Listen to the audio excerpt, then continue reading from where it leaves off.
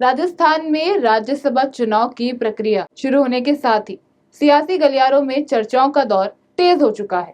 प्रदेश की 3 राज्यसभा सीटों पर चुनाव होने हैं और विधानसभा के मौजूदा संख्या बल को देखते हुए 2 सीटों पर बीजेपी और 1 सीट पर कांग्रेस की जीत लगभग तय मानी जा रही है। हालांकि चुनावी गणित साफ दिखाई दे रहा है, लेकिन सबसे बड़ा सवाल भाजपा के उम्मीदवारों को लेकर बना हुआ है। दिल्ली से लेकर जयपुर तक पार्टी के शीर्ष नेतृत्व के बीच लगातार मंथन चल रहा है और राजनीतिक हलकों में कई नामों की चर्चा जोर पकड़ रही है। सूत्रों के अनुसार भाजपा की ओर से राजस्थान भाजपा के पूर्व प्रदेश अध्यक्ष और वर्तमान में हरियाणा भाजपा के प्रभारी डॉक्टर सतीश पूनिया का नाम सबसे प्रमुख दावेदार में शामिल माना जा रहा है। इसके साथ ही भाजपा की राष्ट्रीय सचिव डॉक्टर अलका गुर्जर का नाम भी चर्चा में है। दोनों नेताओं के नामों को लेकर संगठन और राजनीतिक समीकरणों के स्तर पर विचार विमर्श बताया जा रहा है। हालांकि पार्टी ने अभी तक किसी भी नाम पर आधिकारिक घोषणा नहीं करी है। पॉलिटिकल एक्सपर्ट का मानना है कि भाजपा इस बार राज्यसभा चुनाव में सामाजिक समीकरणों को भी साधने की कोशिश कर सकती है।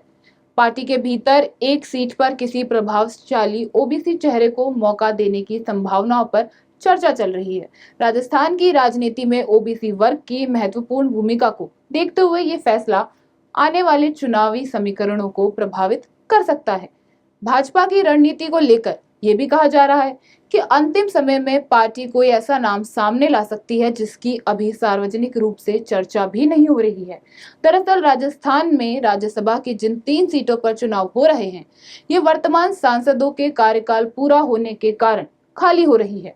इनमें भाजपा के राज्यसभा सांसद राजेंद्र गहलोत, केंद्रीय मंत्री रवनीत सिंह बिट्टू और कांग्रेस के नीरज डांगी शामिल है। इन तीनों का कार्यकाल समाप्त होने के बाद नए सदस्यों के चुनाव की प्रक्रिया शुरू की गई है। वहीं केंद्रीय मंत्री रवनीत सिंह बिट्टू को लेकर भी भाजपा के भीतर कई तरह की चर्चाएं चल रही है।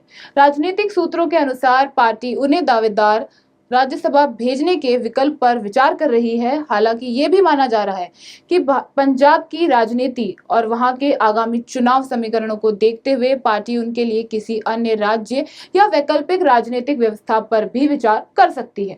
फिलहाल इस मुद्दे पर अंतिम फैसला भाजपा नेतृत्व के स्तर पर ही लिया जाएगा। दूसरी ओर कांग्रेस की ओर से भी उम्मीदवार चयन को लेकर गतिविधियां तेज हो चुकी है। हालांकि पार्टी ने अभी तक अपने पत्ते नहीं खोले हैं, लेकिन राज्यसभा चुनाव को लेकर अंदरूनी मंथन जारी है। ऐसे में आगामी दिनों में भाजपा और कांग्रेस दोनों की ओर से उम्मीदवारों की घोषणा के साथ राजस्थान की राजनीति में नई हलचल देखने को मिल सकती है। अब सबकी निगाहें 8 जून पर टिकी हुई है, जो नामांकन दाखिल करने की अंतिम तारीख है। उससे पहले भाजपा और कांग्रेस किसे मैदान में उतारती है? क्या भाजपा ओबीसी कार्ड खेलेगी? क्या सतीश पूनिया या अलका गुर्जर को राज्यसभा का टिकट मिलेगा? और रवनीत सिंह बिट्टू को लेकर पार्टी की अंतिम रणनीति क्या होगी? इन सभी सवालों के जवाब आने वाले दिनों में सामने आ जाएंगे।